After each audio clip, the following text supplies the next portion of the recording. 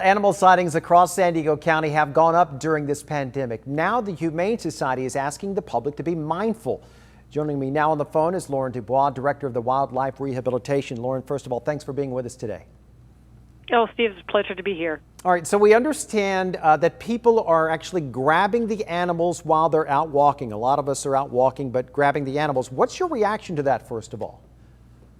Well, first of all, I think it's interesting that, people are out walking about and we're seeing the animals. And I think our first reaction is that we see something that we think an animal may be in need or may be injured. And the best thing that I always tell people to do is stop and watch and sort of look at the animal and see if it really is in distress.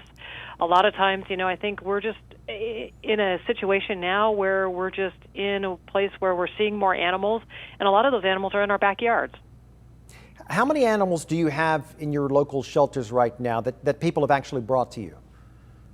Well, right now, Project Wildlife is just about at 1,000 animals that are in our care, and that's at our Body Wildlife Center, as well as we do have some people who do some home care, specialized care for some of the animals.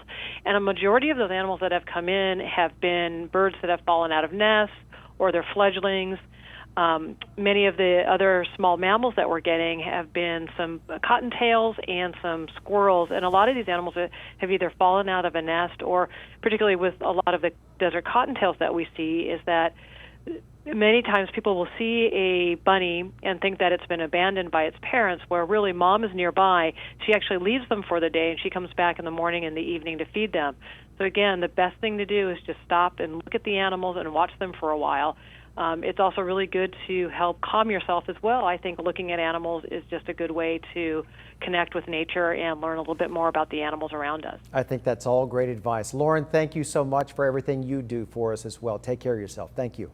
I will. Thank you.